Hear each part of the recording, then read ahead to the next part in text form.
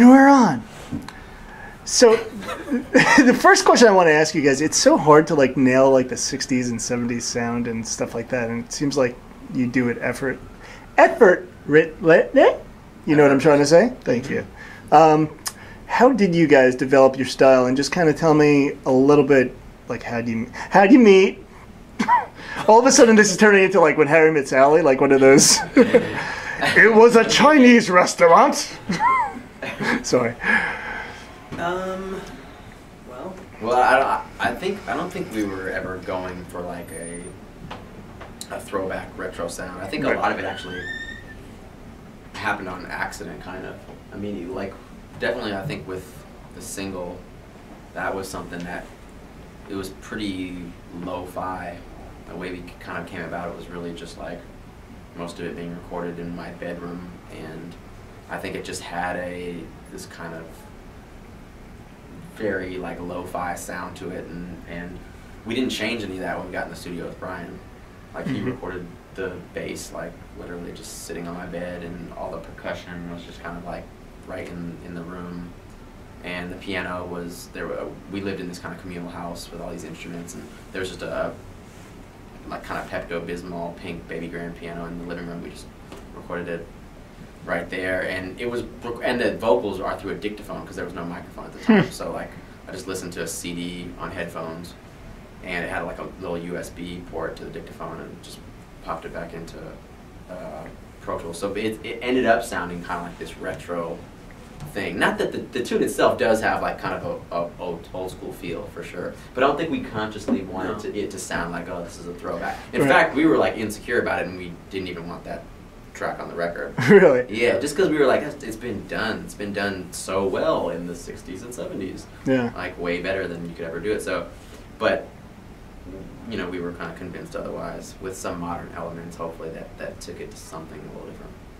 And then even the rest of the album is used from a lot of instruments from the 70s, just because you, Brian, and I all kind of shared, you know, love for that era.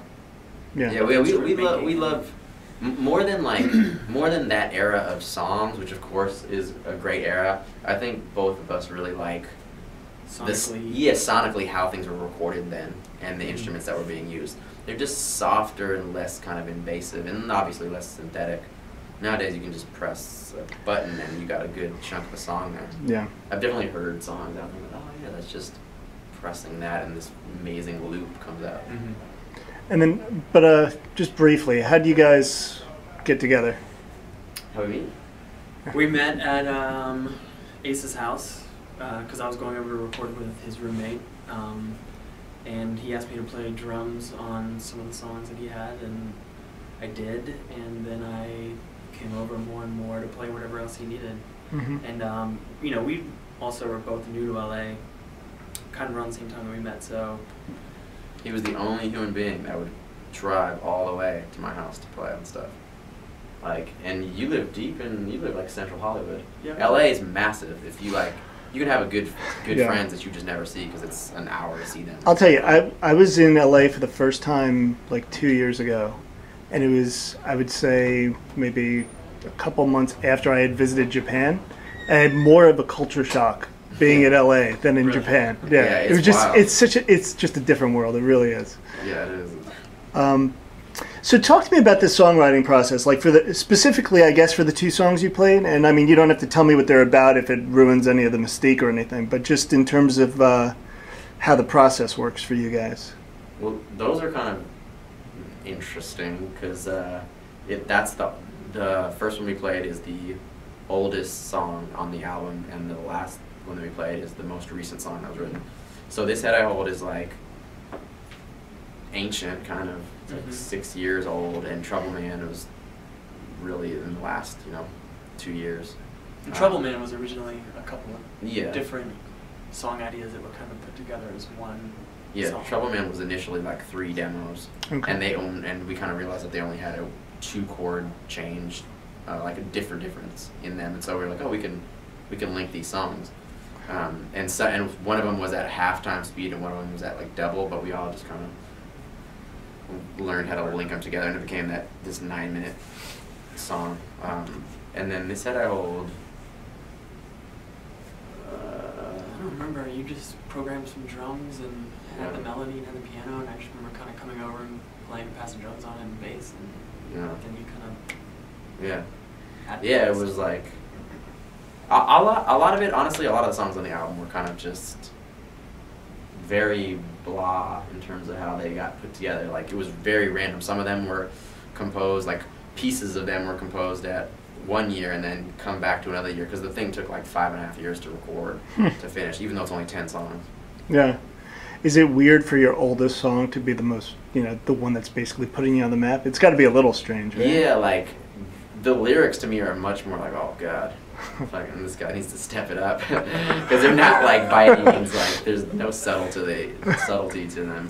But what's actually sad, I was thinking about this the other day, is that there's like no growth. I'm like in the same place I was. Like, the song is about the same exact shit that like more recent songs are about. Which is kind of like, oh man, this guy. But there's just something about it where can't let it go. It really just feels like such a good summer song, though. Oh, I mean, no, I think in retrospect we both thought it was a good idea to leave it on there. And you guys, I know that and the song really is. I'm saying it's taking off, but it's really been taking off for a while. It's like already it's took off. But talk to me about what your summer plans are. Like, I know you guys are probably touring in support of the record, obviously, blah, blah, blah. You guys are playing festivals, I'm sure? Yeah, we're doing, we're going to Japan and Australia, and then doing a small Midwest tour now. We're doing Outside Lands in San Francisco in August. Cool. And then... and we have like a show of our own before the festival, like 2 days. It's the day. Yeah, it's the day of the festival, right? It starts on August 10th in San Francisco, and then we play on the 12th at the festival. Right, and then I think just more touring. I think October we're doing a full U.S. tour.